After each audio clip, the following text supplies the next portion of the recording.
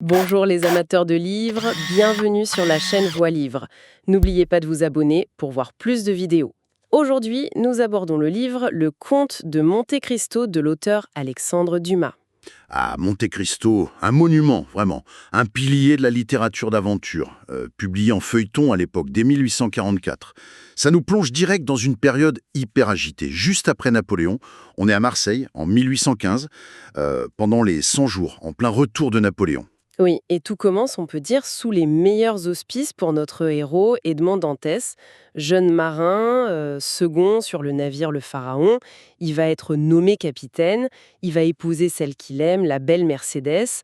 Tout lui sourit, quoi. Exactement, l'avenir semble radieux, mais voilà, c'était sans compter la jalousie et la trahison. Il y a 3 hommes, en fait, qui vont sceller son destin tragique. On a Danglars, le comptable du navire, qui est jaloux de sa promotion. Hmm. Fernand Mondego, lui, il est amoureux de Mercedes, c'est son cousin, donc Double raison. voilà. Et puis Caderousse, un voisin un peu envieux, même s'il est moins moteur dans le complot au départ. Et tout ça mène à une lettre anonyme. Une dénonciation terrible qui l'accuse de bonapartisme. Faut se rappeler qu'à ce moment-là, la monarchie est revenue, donc c'est un crime gravissime. Et là, c'est le début d'une chute vertigineuse. Une descente aux enfers, oui, mais c'est aussi le point de départ d'une transformation incroyable.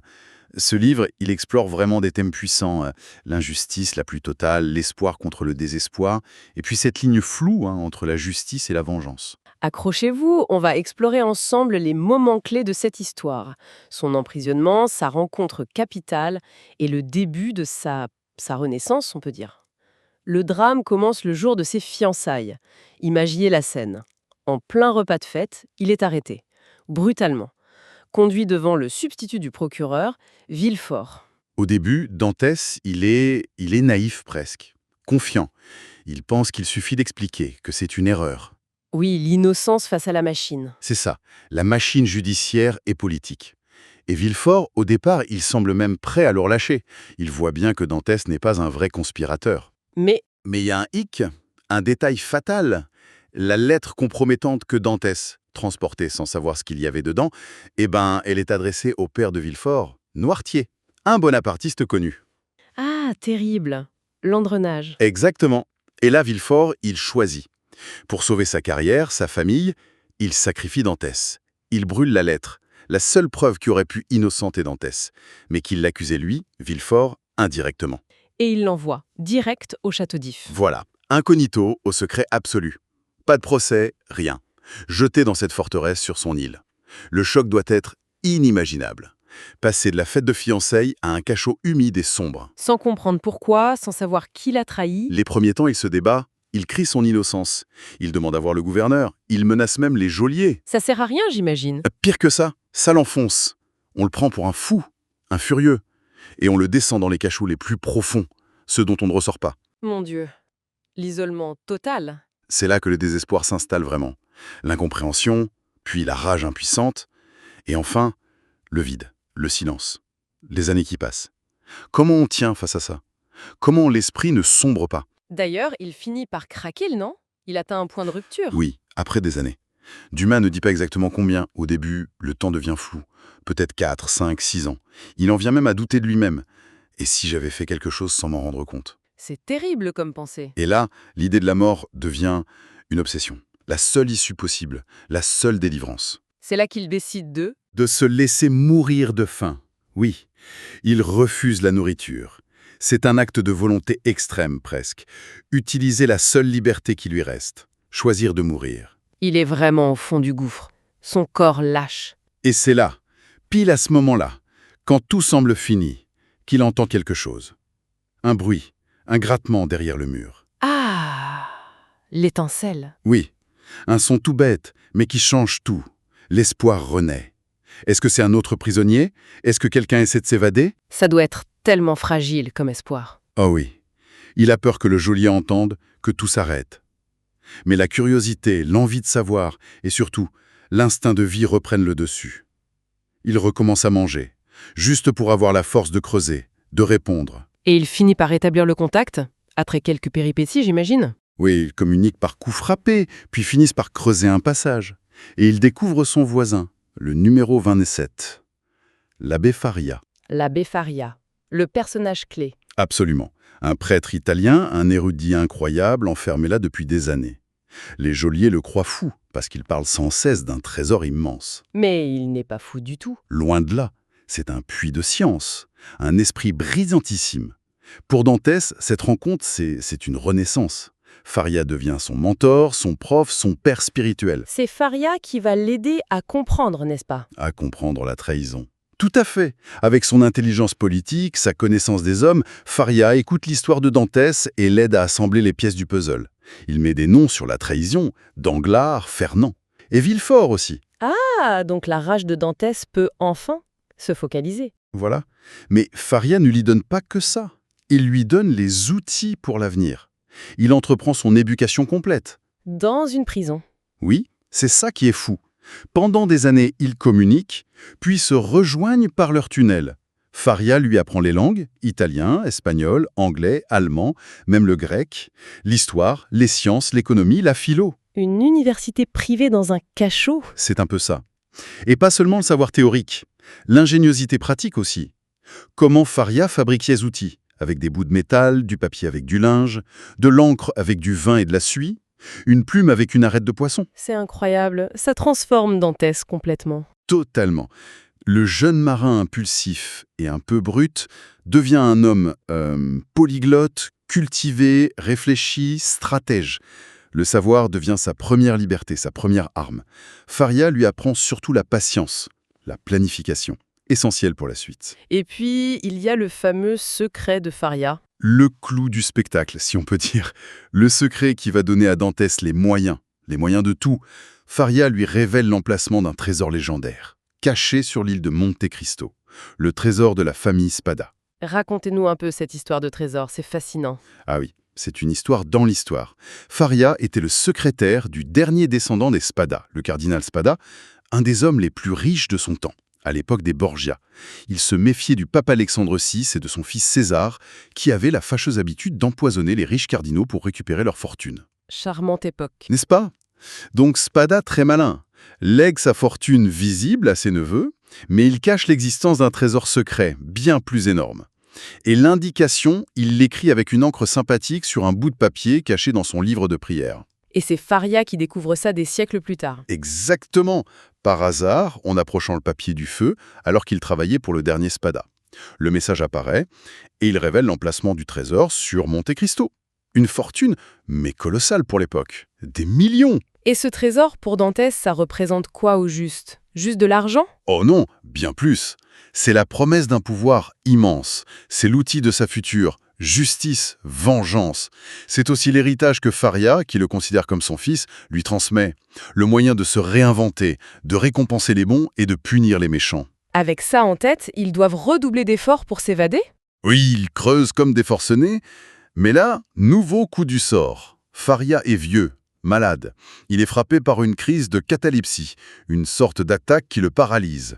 Dantès le sauve une première fois avec une potion que Faria avait préparée. Ouf. Oui, mais une deuxième crise le laisse à moitié paralysé, et ça devient une course contre la montre. Le temps presse, leur lien se renforce encore. Dantès le soigne comme un fils. Mais il n'y échappe pas. Non, une troisième crise arrive, fatale cette fois. Juste avant de mourir, Faria bénit Dantès, lui redit où est le trésor, et lui dit « Vis et souviens-toi ». Quelle tristesse! Après 14 ans, il perd son seul ami, son sauveur. C'est un coup terrible, oui, mais Dumas est comme ça. La tragédie pousse l'action. La mort de Faria, c'est ce qui va déclencher l'évasion de Dantès. Il perd un père, mais il hérite d'une mission, et surtout, des moyens de la remplir. Alors, les geôliers viennent prendre le corps de Faria. La coutume au château d'If, c'est simple. On coud le mort dans un sac, on leste avec un boulet, et hop, à la mer. Le cimetière du château. Glauque. Carrément.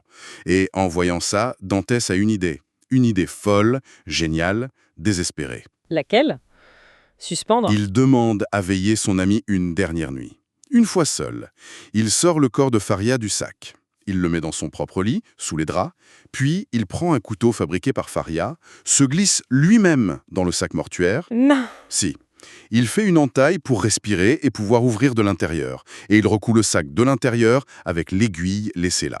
Mais c'est incroyable de sang-froid. S'enfermer dans un sac à cadavres, qu'est-ce qu'on doit ressentir à ce moment-là? La terreur absolue. Sans doute, la peur panique, mais aussi cet espoir fou, cette dernière chance, le tout ou rien. Et les geôliers, hein? Ils reviennent, n'y voient que du feu, ils emportent le sac.